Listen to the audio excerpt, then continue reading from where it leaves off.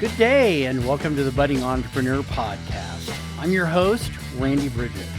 In each episode, we dive into practical business strategies that you can put to work in your business right away. We also focus on inspiring stories from leaders who are shaking and making things happen in their industry.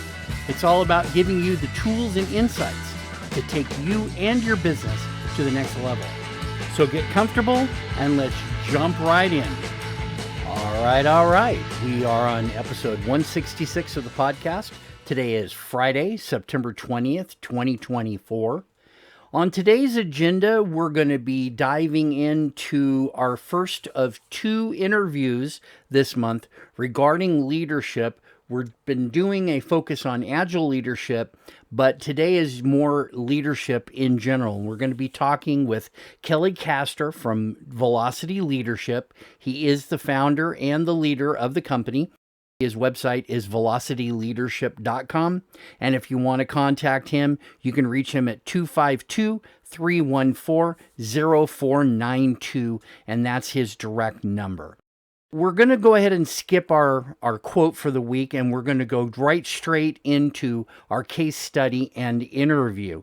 Now, I've known Kelly for a while. He's a great guy. He is in leadership of especially large companies and executive leadership.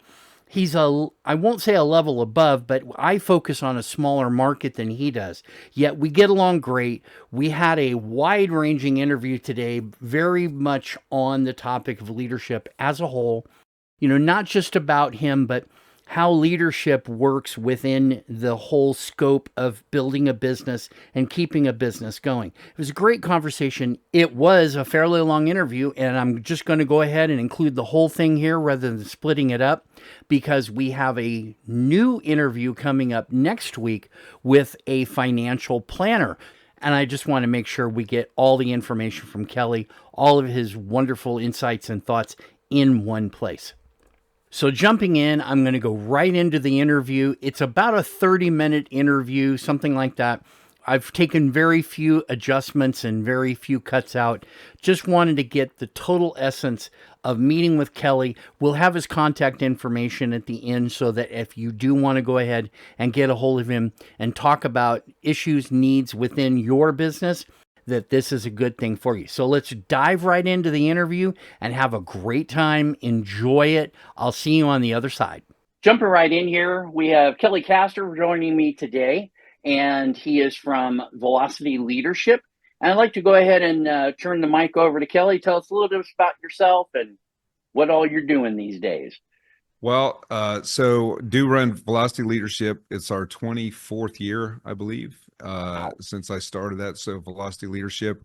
And we focus just day in and day out on really helping people be better leaders, be more performance-oriented, growth-oriented. But I got here just from doing work and everything. That's one of the things about our practice is that it's all comes from just doing the work. So I started out in the sales world, moved up through the ranks in the sales world, and then was running, sales organizations. And then started, as you do that, if you're in a small enough company, and we were not like a mega company, you didn't have to stay in your lane. So I started then running operations at the same time, some technical operations. And next thing you knew, I was running a division. And then after that, that company was sold, and I just went out and started doing work on my own. And then a few years later, started another company with two folks, and we built it up and sold it.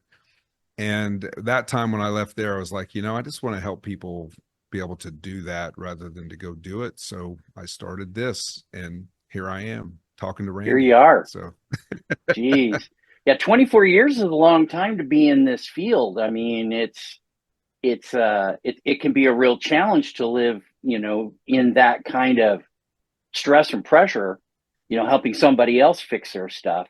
And, yeah. We both know that. And so how'd you last that long in it?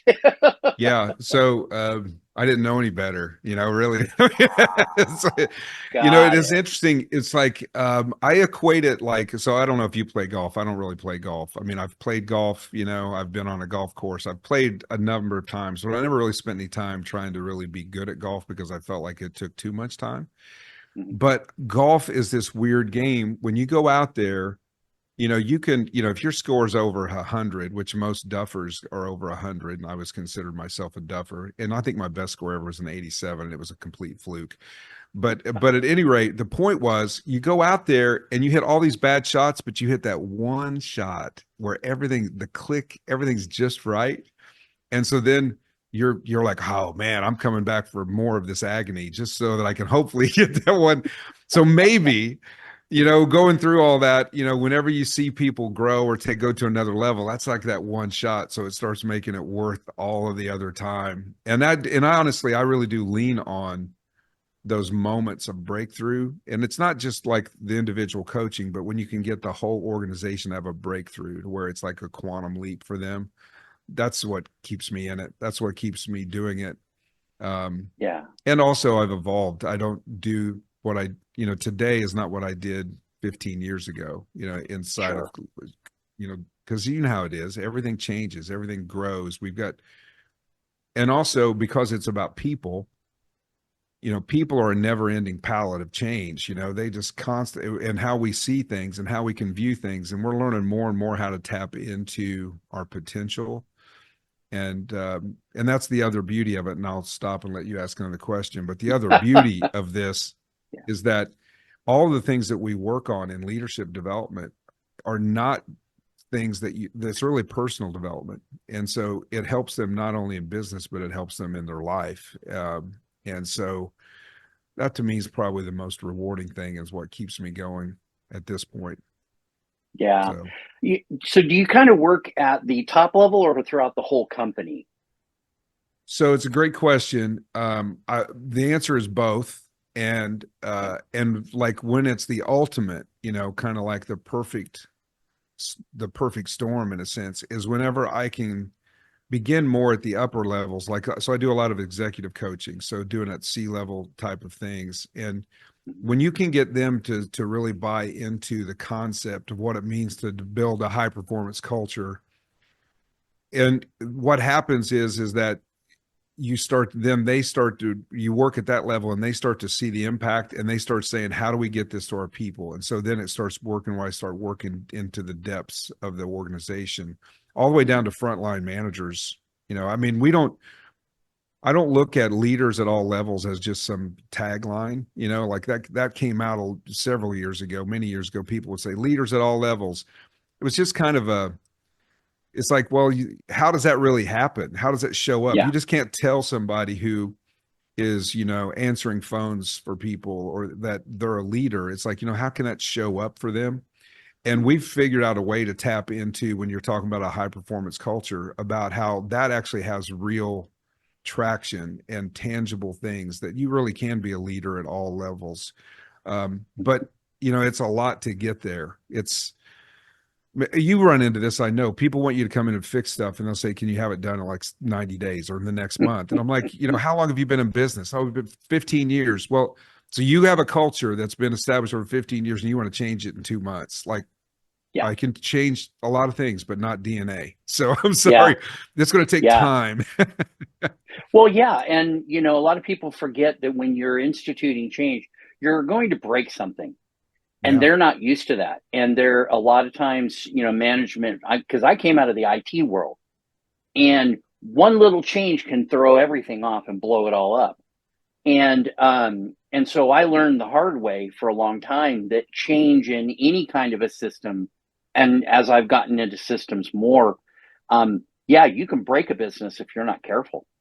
Instituting change Yeah. too fast is going to kill them, And it's So funny because there's the change of the systems, which, can break things, to your point. Like one thing in the IT world that seems like no problem to flip this switch, right, ends up the chain reaction of that. The domino effect is massive and can really, as you said, it can really be extremely detrimental to the company, yeah, which is not a good look for the consultant to come in and do, by the way. It's not a good look to yeah, flip a switch that causes a major breakdown.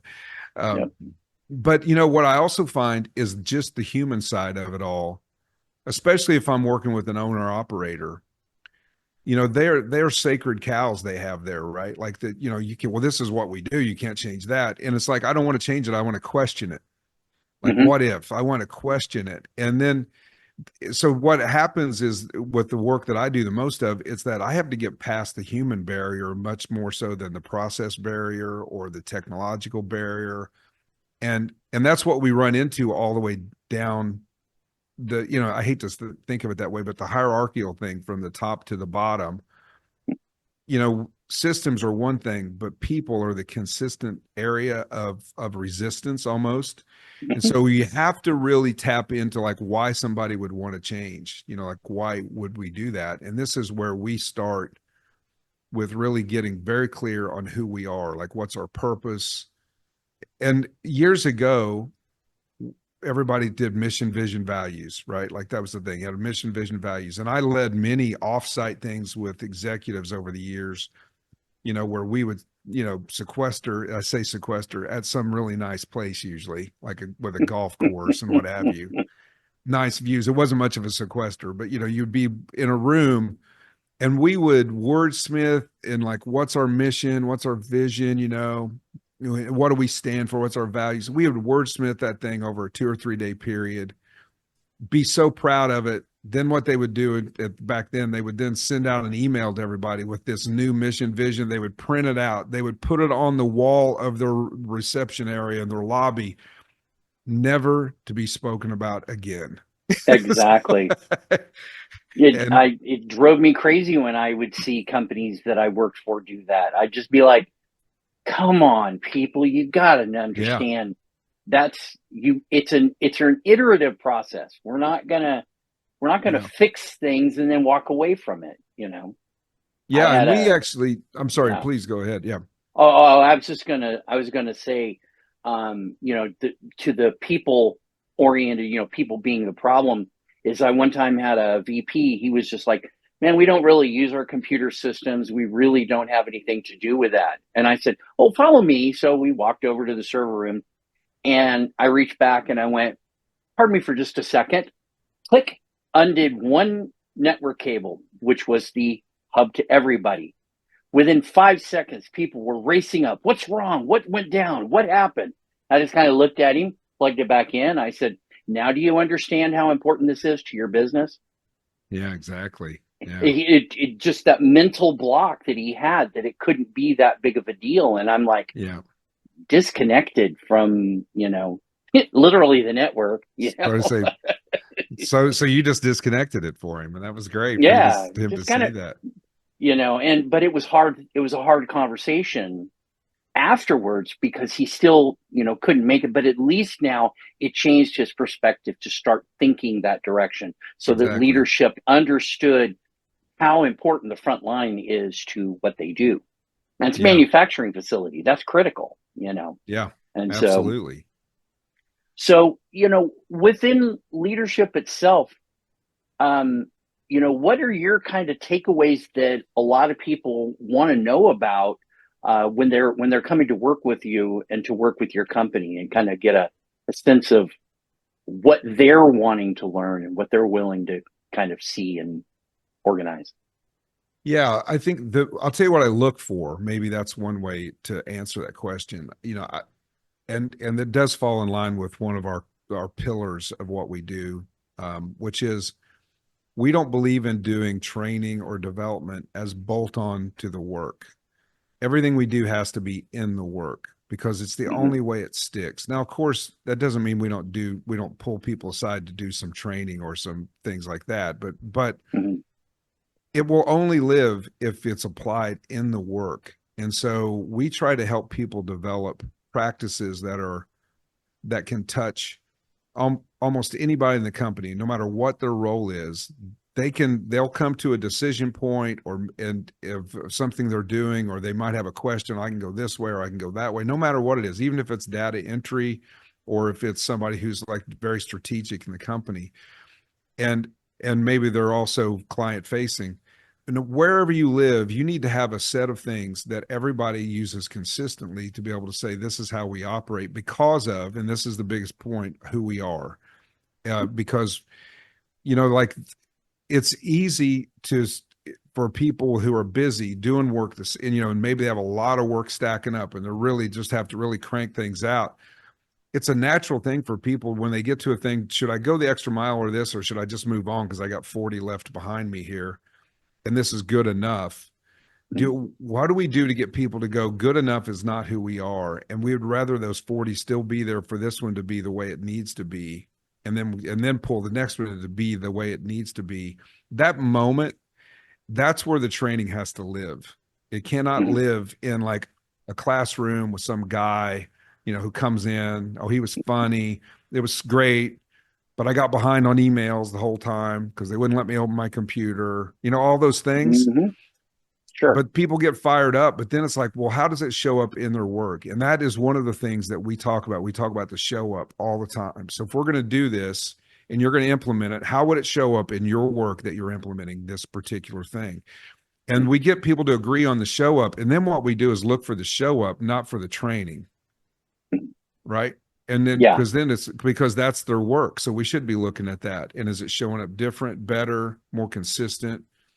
And scale is a big part of things. We have to increase capacity per person in most companies if you're going to grow at any kind of high growth. And so these are the things we tend to say. It's got to be in the work. And we also have to tap into the human side of people and figure out like what does what we do mean to them in a way that helps them want to contribute to it versus just do the work of it.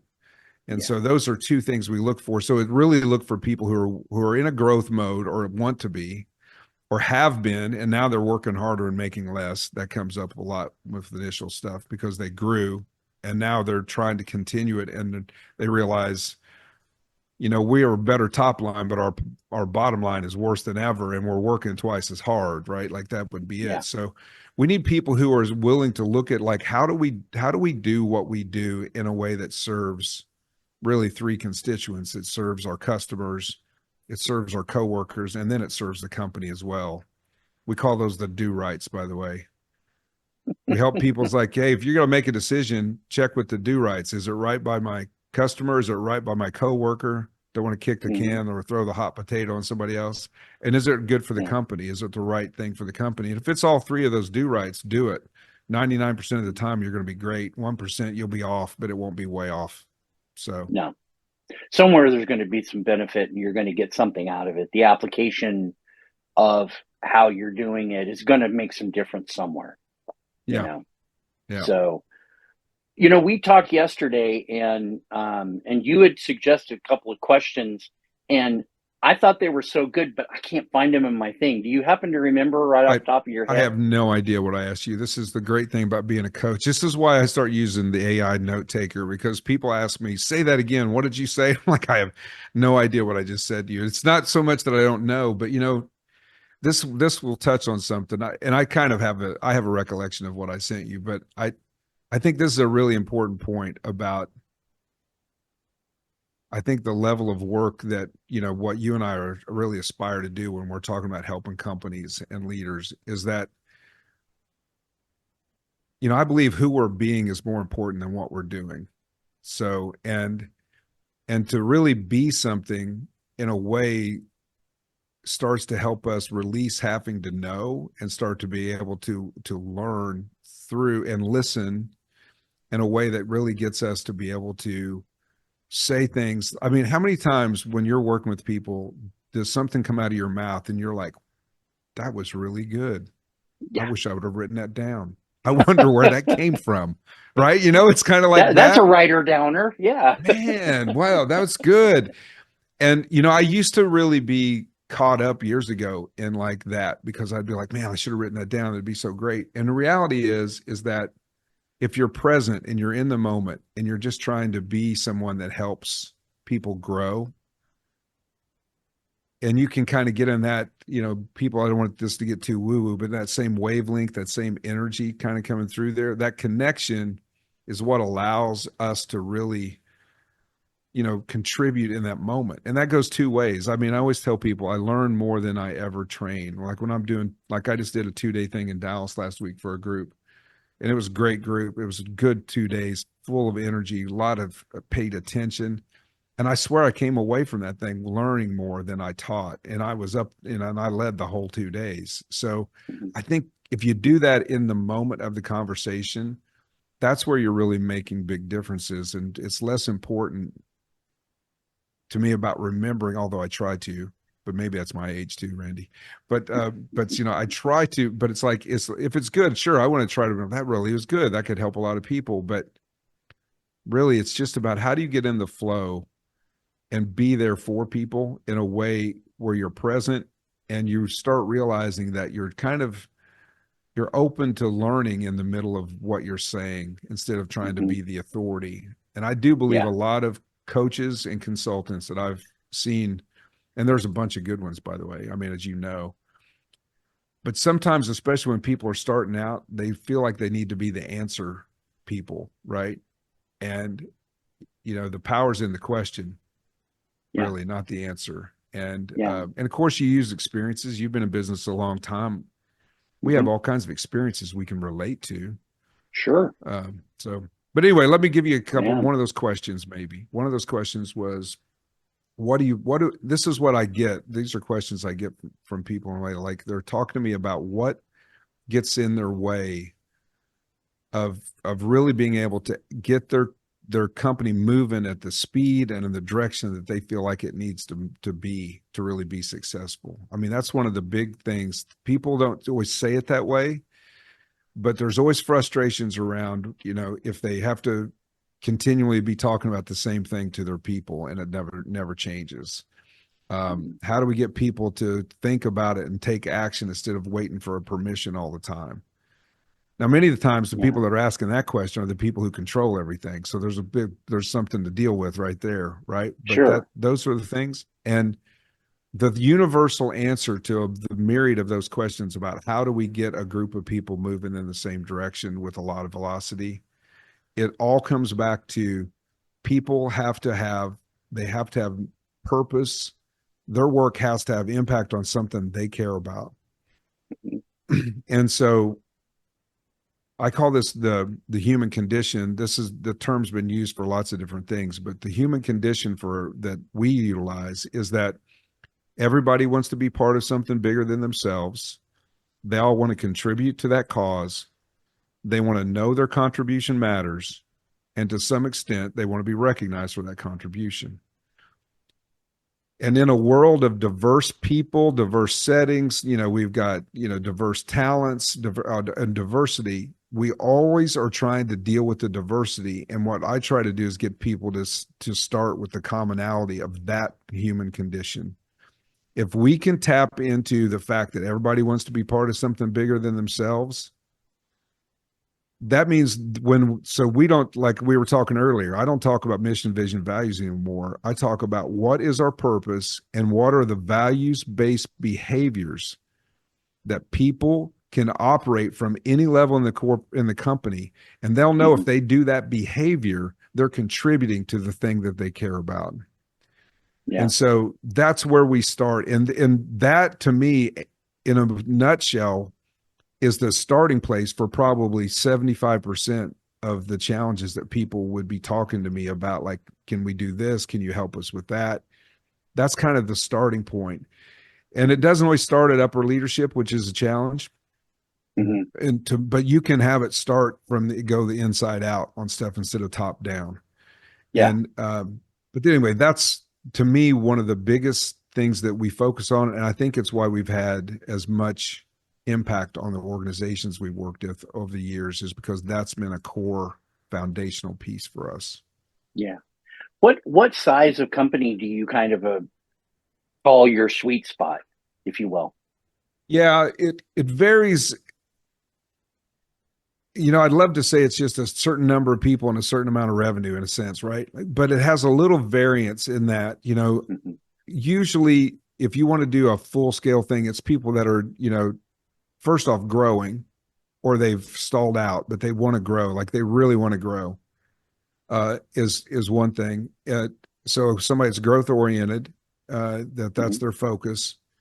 And I say growth. I mean, every company wants to grow, but I'm talking about people who feel like there's an opportunity to grow more than their standard 8 to 10 to 12% every year, which is a mind thing for them anyway, frankly. So with that, and then probably I've done this with small companies. I mean, companies, when I say small companies, I'm talking about companies that have $3 million in revenue, and Mhm. maybe 20 people. It's a little more difficult for them in some ways, but it's also a lot easier because we can get people, like, the impact shows up quickly. Yes. But probably though, to really do this, you're looking at people that are doing north of 10 to $20 million. I mean, I have one company right Mhm. now that I've been working with for many, many years. I mean, their market cap is, it's about $1.5 billion.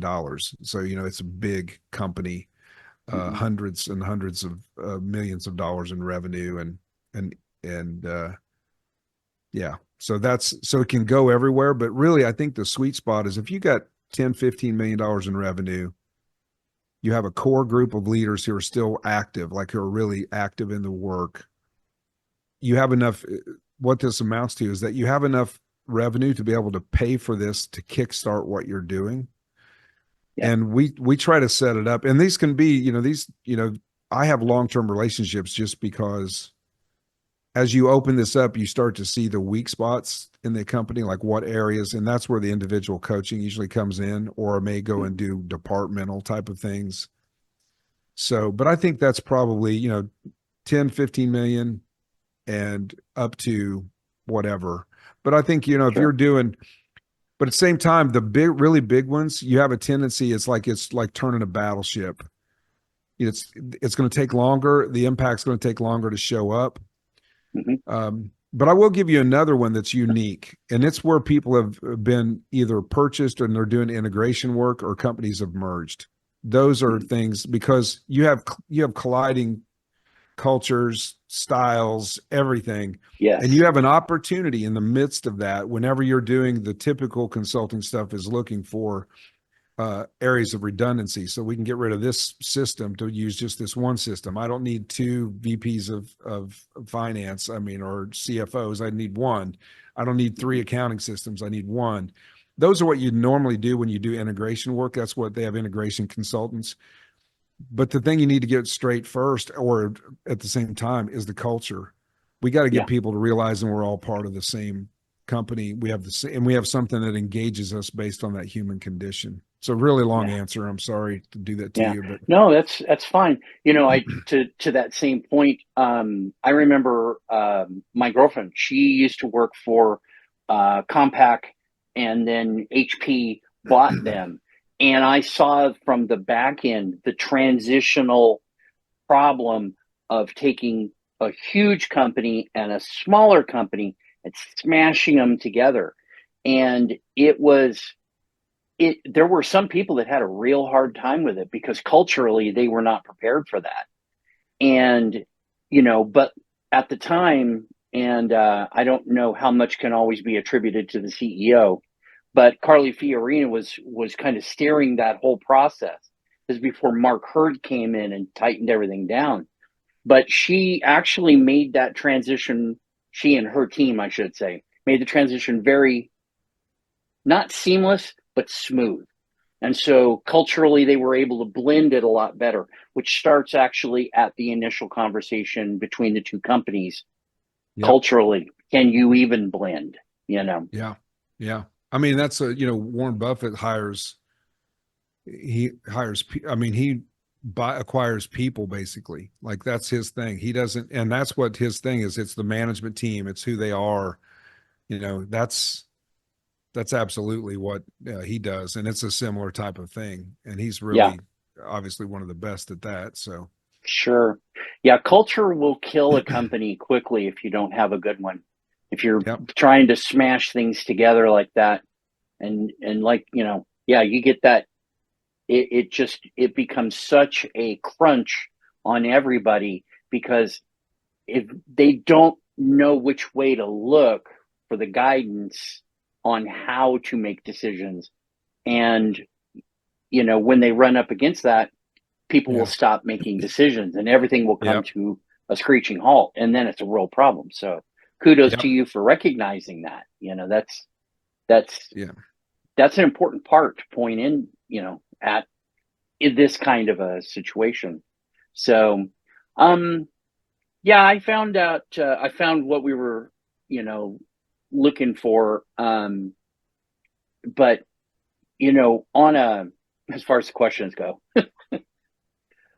but for you, kind of steering this a little bit, where's Velocity Leadership headed in the near future? Yeah, so one thing that I'm really diving into much deeper is, and I'm hoping to put something together by the first part of next year, to really, I want to really do this. I want to help leaders of companies really identify the soul of their company in a way that drives the opportunity of that company to grow, like at a more of a quantum leap level. Like I want to dig deeper into what are, and this is hard for a lot of people, right? And it's like, and I don't have, it's not like I'm some guru on this. It's just that this is what I've noticed is that people who lead companies in many ways are the ones that actually stall their growth, or they cap their growth because of like their beliefs about things. It's what they feel like is, and I was working with a company just earlier this year, and one of the things the CFO says, yeah, we're not hitting our mark, but we are still showing our 10% growth, and it was almost like a dismissal of that. It's like there is like in lies, well, that's why you're having a 10% growth right there. Yeah. But I want to do this in Yeah. a way that engages people at a deeper level and and I want to get a group of owners or executives in a room together for a couple of days and have us help each other break down the things that are actually limiting our growth. And so it's all centered around the soul of the company. Because when you talk about that human condition being a part of something bigger, it needs to be something that touches people in their solar plexus. I mean, it's got to, Yeah. and so how do we have that be the thing that actually gives us the power to go serve more people, to help more customers, everything has to be for a purpose other than just, looking at the percentage of growth, right? It's like the numbers on the spreadsheet that's the scoreboard. The game's over almost, or it's midway through it. It's not the game though. The game is like, if you take it to baseball, the game is, it's hitting, pitching, fielding. That's the game. The scoreboard, it just tells you, it may change some of your decisions mid game, but it really doesn't change what you have to do. You got to stop them and score, right? I mean, that's kind of it. Yeah. So, the most basic thing about that, when the San Francisco Giants won the World Series, they won based on small ball. There were very few home runs. They got their first, trophy from just singles, a few doubles, I think one triple in the whole series, that kind of thing, and only a couple of home runs. And the rest of them were all just small maneuvers, putting the ball in exactly the right spot where the other team was not prepared to be able to catch it, get it. And that'll win the trophy every time if you know what you're doing. Yeah. So, and I really think there's so much opportunity for companies to really dig deeper on their strength, right? Because their soul is their strength. It's their purpose. It's their meaning. It's like why they started it, why they did this in the first place. That's where your power comes from, and your longevity. And it's harder the longer you go to keep retaining that, because especially if you're growing or if you have acquisitions, you start to lose what got you there. And so that's really where I want to focus more on. I mean, I do that individually, but I'm wanting to turn that in and of itself into an offering more so than just the offering, and that being piece of something that's bigger, longer. that's good. That's where I'm trying to head. Yeah. What is it? The worst thing you can do for your company is to hit your goals. You've got to build something bigger to be able to stretch and reach. Otherwise, you're going to hit your goals and stall out, if you will. Stagnate. And as too many of the companies I've worked with and for in the past have run into that problem. Well, we want 85% efficiency. When you get to 125, people go, you must be doing something wrong. It's like, no, I'm not. And, and then you hit it at 140%, And then they look at it and they go, "But what did you do?" Did the same thing I always do. The difference is you told me where the measurement stops, and I looked at how much further it could go.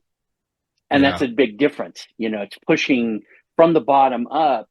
And a lot of leadership will kill their company and starve it of momentum. That's the worst thing you can do. So excellent. Well, we got about 5 minutes left here.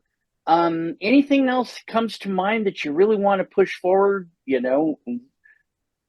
as an idea that you think is important? So I think for people that would hear this, that are in business, that have a business, is to adopt this, what I call, there's two things, and I grew up in a cornfield, Randy, so I have to keep things simple.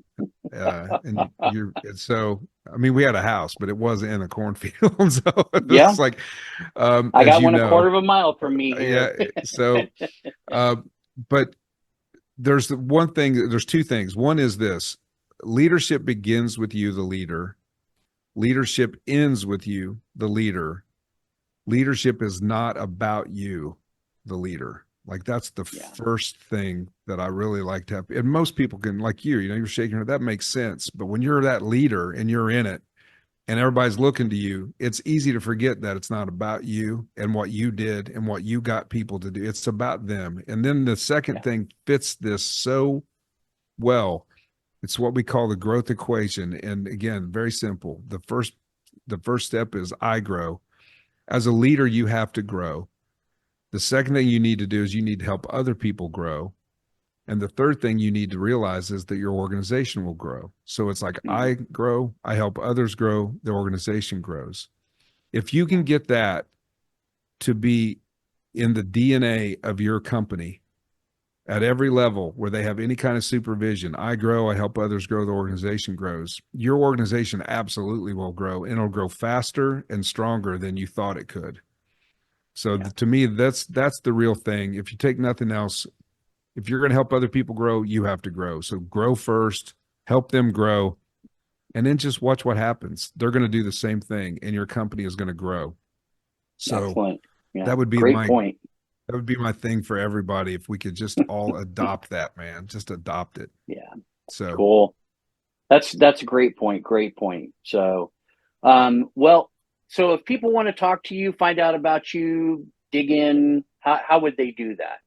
Yeah, so I'm on the typical things like like LinkedIn, but also the best way is to just go to velocityleadership.com, and you can contact me on there. It's easy to contact me. There's also one of our high impact conversations or difficult conversations training module I give to people for free on that. If you just go sign in, you can get that. It's only about 11-minute module, but it's been the one that people ask for the most with us. It's had the most impact. So, but velocityleadership.com, that's the best way. And there's a contact form if you want to talk to me. I read every one of those. Just put it on there and I'll get in touch with you and we'll go from there. So excellent. Great. Kelly, thanks so much for your time, man. I really appreciate it. This is, it's nice to have a meeting of the minds between two people that are kind of going at things in a very similar way. My scale is much smaller than yours, but that's okay because that's where I feel I can make the most impact. So, that's the deal, right? That's make impact. That's what it's all about. So, man, I appreciate you doing this. Appreciate you wanting to talk. It's all good with me. Let me know how else I can help. Happy to do it. Okay. All right, bud. That's it for this episode. I hope you picked up some valuable insights and maybe even sparked a few new ideas. If you want to keep the conversation going or maybe even explore partnerships, don't hesitate to reach out. And hey, don't forget to subscribe, leave a review, and share this with someone who needs to hear it. The steps you take today could be the start of something big tomorrow. For the budding entrepreneur, I wish you the best in your health, your wealth, your business, your family, everything about you. Take care, and we'll see you back here next week.